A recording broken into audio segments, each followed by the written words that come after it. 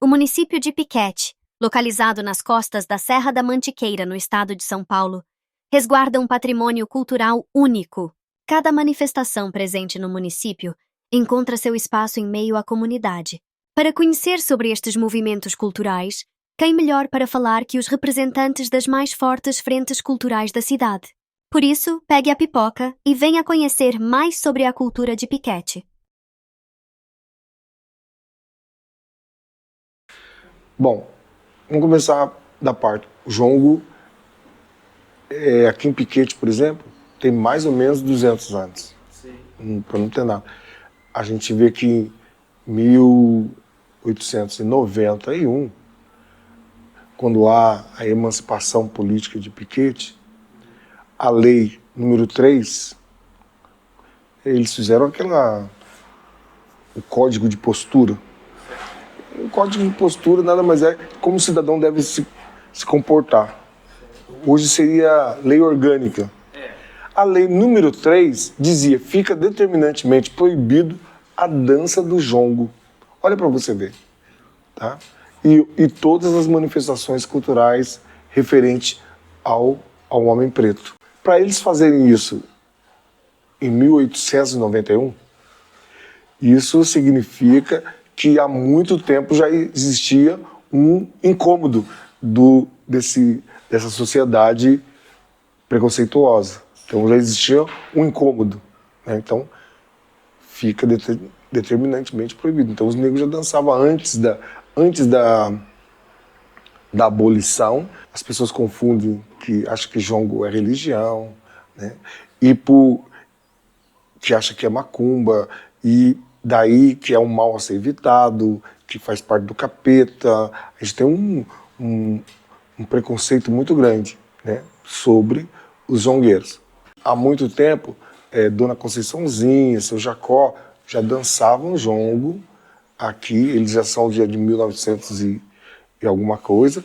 Eles continuam dançando jongo, eles fazem jongo nas festas juninas, mas não é um grupo formado, simplesmente é uma turma que dança jongo, não é um grupo de jongo, são jongueiros. Depois, a Dona Terezinha, eu acho que ela é a primeira a pensar, fazer um grupo para apresentar para outras pessoas. A Dona Terezinha Generoso faz isso. Para aprender o beabá, mas o burro entrou na escola para aprender o ABC. Muito tempo se passou, e o burro não sabe ler. Passam meses, passam anos,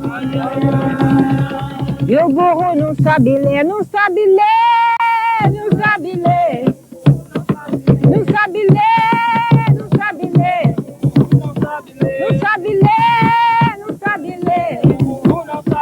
A professora ensinou. O último jongueiro faleceu em 70 e o jongo era dançado por velhos.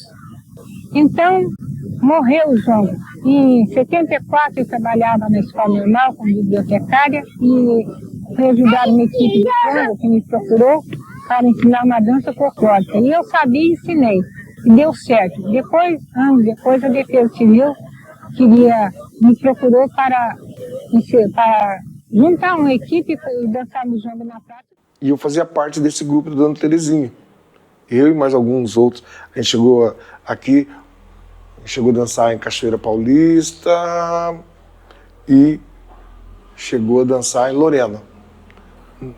Todo mundo mais velho morreu, o grupo deu aquela abafada.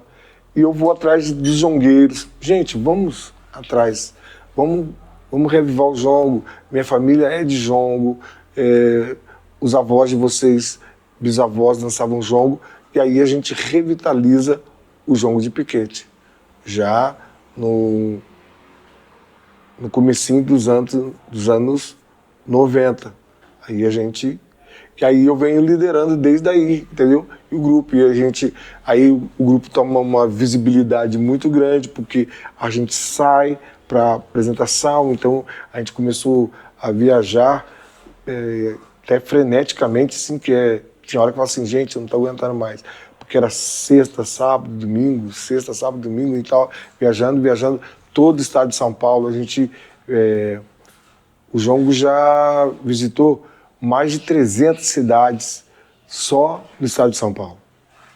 Sem contar as de Minas Gerais, sem contar as da Bahia, sem contar as de Pernambuco, sem contar as do Maranhão, sem contar Brasília, Goiás, né? Sem contar Rio Grande do Sul, que a gente já foi se apresentar. Então eu sou o mestre do jongo de piquete porque eu estou nessa liderança. A gente exerce uma liderança dentro da nossa comunidade ali do jongo, mas também exerce uma liderança regional.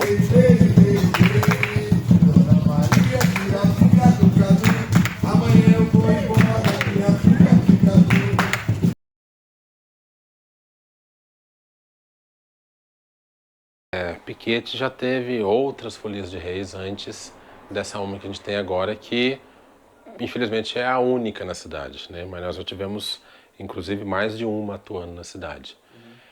Boa parte dos componentes que fazem parte da minha folia de reis hoje, ou melhor, na folia de reis que eu participo, são remanescentes dessas folias de reis mais antigas, né? Eu comecei a fazer parte da folia de reis já tem uns 7, 8 anos, quando era a folia de reis Estrela do Oriente. A folia de reis que o senhor Arlindo e a dona Cida, os dois já falecidos, tomavam conta. Com o falecimento do seu Arlindo, que por muito tempo foi o mestre da folia, a folia ficou um pouco parada. Depois deram uma retomada, mas houve também o falecimento da esposa dele, a senhora Cida. Aí a folia de reis cessou. Ficou uns 3 ou 4 anos sem. E como nós já tínhamos alguns membros que faziam parte das outras folias de reis, a gente resolveu remontar. Então é um catado das outras folias de reis para chegar na que nós estamos hoje, né? Nós achamos por bem nomeá-la, dar outro nome, né? Porque já não é mais a mesma folia que tinha, né? As duas, ou as mais já foram extintas. Essa a gente deu o nome de Folia de Reis Menino Deus, na qual eu estou como mestre. Atualmente nós somos 12 componentes, contando comigo. A gente faz a cidade inteira, né? A parte urbana e também a parte rural, Quilombo, Roncos, Marins, esses bairros. Mas a gente sai a convite, né? Porque no período da andança, né, que é um período muito curto, que a gente sai só período de dezembro e a festa já é em janeiro, a gente tem pouco tempo, que a gente só anda aos finais de semana. E também há as tradições de duas folias não poder se encontrar, há questões de duas bandeiras, então a gente não invade, entre aspas, né, outros terrenos além da cidade.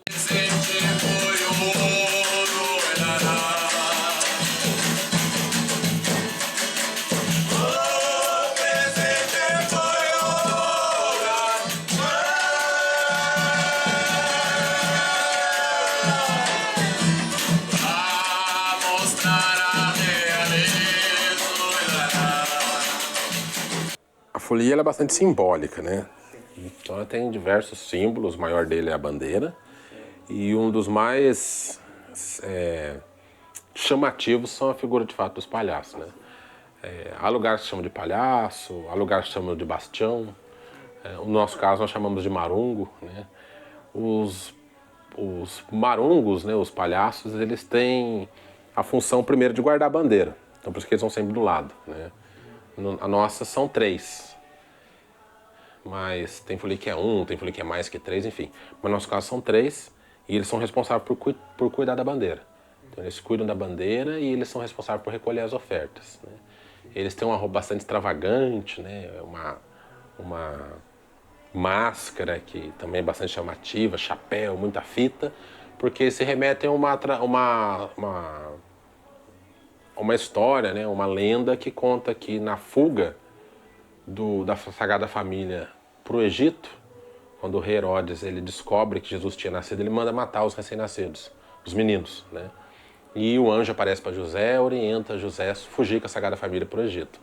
Nessa fuga, antes de saírem, um dos soldados de Herodes havia encontrado o menino Jesus. Mas no que eles viram o menino Jesus, eles não conseguiram matar, eles se converteram. Então eles se converteram e fizeram o trabalho de proteger a Sagrada Família até no Egito. Só que eles não podiam ir com os trajes de soldado, porque o Herodes ia saber. Então eles tiveram que se disfarçar. Então, eles usaram umas roupas totalmente diferentes da cultura da época, usaram máscaras e fizeram essa proteção. Então, os marungos hoje protegem a bandeira porque faz alusão aos soldados que se converteram na época. A Folia de Reis, ela é hierárquica, né, como eu disse. E ela é composta uma hierarquia funcional. Então, há aqueles que têm a função de proteger a bandeira, há uma pessoa que tem a função só de carregar, há outras pessoas que têm função apenas de cantar uma determinada parte, não canta a música inteira. Há aqueles que são responsáveis por responder o primeiro canto, e há aqueles que são responsáveis por maestrar a folia e assim por diante. O convite é se escutar o barulho, sai, e se tiver interesse de que a gente cante na casa, chama para entrar. Porque tem isso também, às vezes acontece da pessoa sair na calçada, na varanda, a gente passa pela pessoa, a pessoa por vergonha talvez, tal, acha que a gente já tem um itinerário fixo, não chama. E às vezes quando a gente está lá no final, a pessoa toma coragem, vem cantar em casa, e como eu disse, a gente não anda de ré. Aí a gente fala, a gente já passa, a gente tem que dar a volta no quarteirão inteiro para voltar na casa da pessoa. E essa volta do quarteirão inteiro às vezes leva uma tarde para a gente conseguir voltar. Então, se você que está assistindo escutar a Folia de Reis na rua, tiver interesse de receber, sai, grita e pede para entrar.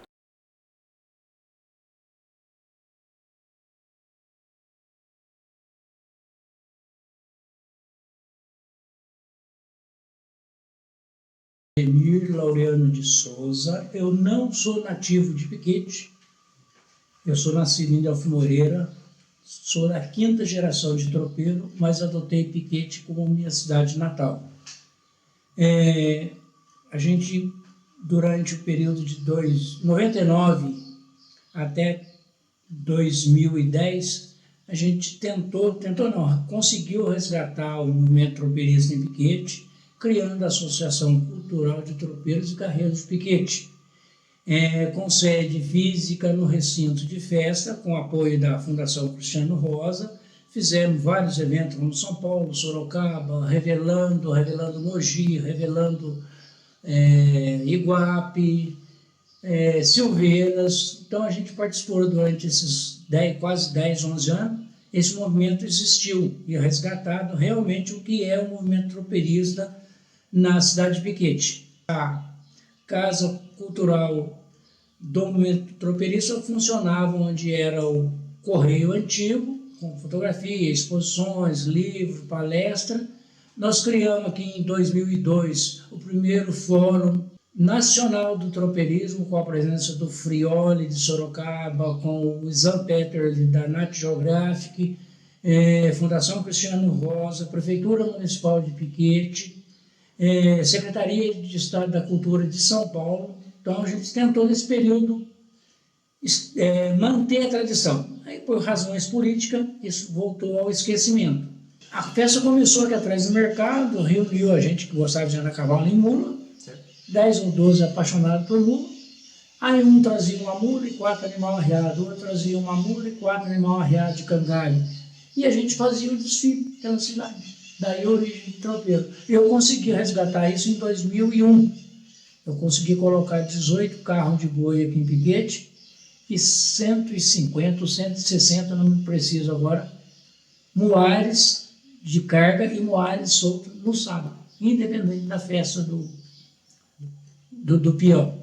Que aí não entrava, por exemplo, nesse desfile não entrava cavalo, animal cavalar, era só muar. Tropa arriada com jacá, com cangalha, com gancho. Então, esse espaço nós conseguimos recuperar.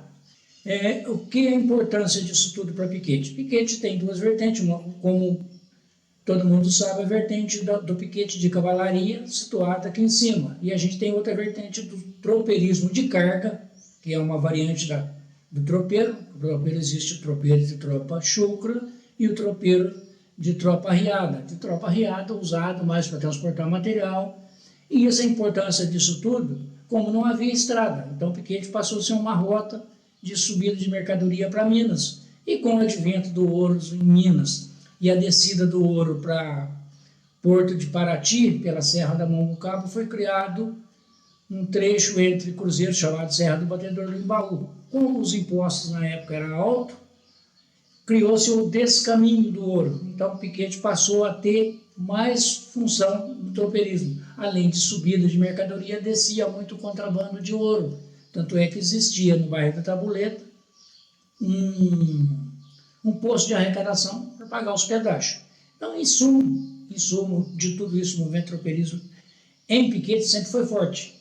E aí você tem uma série de outras medidas que tem a influência do tropeiro na culinária, na medicina, na distância, na posada, no correio.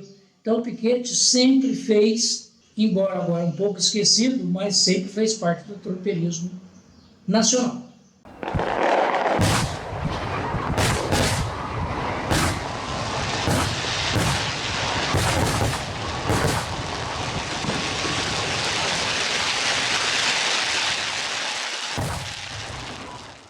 Eu fui criado no bairro da Caixa d'Água, né? Sempre ali gostando sempre, uma criança arteira, né? Uma criança que sempre gostava de participar dessas coisas, boi de carnaval, Judas. E aí eu vim já de criança fazendo Judas. Gostava de fazer, aí eu tinha muita criança no bairro onde eu morava, e eu era ali o cabeça de fazer a arte, né? Pois do Judas, aí veio o boi de carnaval. Eu peguei essa tradição, na época veio da tradição do pessoal do Pacheco, do Ney Pacheco, Beto Pacheco. Eles que vieram com essa tradição. Eles falam há muito tempo atrás que teve outras pessoas que faziam o boi de carnaval. Eu não tenho o nome, né, dessas pessoas. A minha fase foi do pessoal da Caixa d'Água, que era o pessoal da família do Pacheco. Era o Ney Pacheco, né? E o Beto Pacheco, eles faziam o boi. E aí eu fiz boi para o Rio de Janeiro, fiz boi para a Fundação, fui no Revelando em São Paulo, levei o boi na época com o Gil.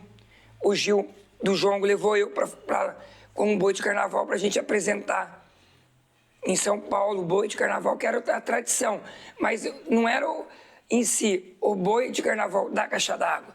Eu fiz um boi para a cidade, que era um boi para Piquete. E aí depois vem os fogos. Aí tem essa tradição dos fogos, que esse ano faz 51 anos da queima de fogos, veio da família do Pacheco também. Que eles contam que em 73, e foi em 1973, começaram ali hoje, que é o Escadão, na Caixa d'Água, o pai do Ney Pacheco. Isso foi a história que o Beto Pacheco, não, o Zé Carlos, irmão deles, contou para mim, que o pai dele foi lá e começou a soltar uns fogos na mão, no escadão. E aí começou a tradição. E essa tradição veio passando pelo bairro. E eles falam que hoje eles falam que era fogos da Caixa d'Água. Por que eles falam que era queima de fogos da Caixa d'Água? Porque o bairro se unia e fazia um carnezinho, todo mundo colaborava, o bairro em si. E depois tinha o saudoso Paulo da Cesp também, que fazia várias festas ali na cidade, no bairro. Tinha a festa junina, essa festa do Judas mesmo, o Paulo da Cesp me ajudava. Então, os fogos também. E aí, com um certo tempo, largaram a mão dos fogos. E aí eu assumi, aí veio a CIAP para me ajudar, somar. Depois da CIAP veio a população. Aí em si, o final de tudo isso, a população em si, em Piquete, se uniu para a gente fazer os fogos, para não deixar de acabar a tradição. E hoje já está o quê? Eu devo estar na frente da ICEI, mais de 20 anos na frente disso. Eu fui para não deixar acabar. Então, o que acontece hoje? A minha indignação era a seguinte, o Judas, boi de carnaval, a gente precisava incentivar. Fazer um negócio, fazer o boi de carnaval mesmo. Não é o boi artesanal, que é com bambu, com a madeira, e ensinar as crianças para ver como que era. Mas isso aí ficou só no papel. E o Judas também, eu parei, porque eu mudei. Hoje eu moro na Vila Célia, e aí eu mudei da Caixa d'Água, acabou. Mas a gente precisa, igual a Fundação fez um trabalho na época, fizeram um Judas no mercado. E a gente precisa voltar, né, ter apoio.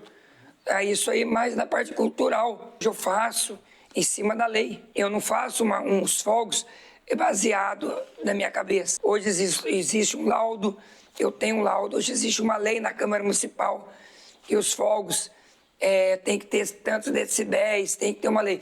E eu sempre, depois que essa lei existiu, eu sempre quis fazer baseado na lei, para não fugir. Eu entendo que hoje tem essa lei. Hoje você contratar uma queima de fogos, hoje você pode pegar hoje uma bateria, hoje vem tudo montado.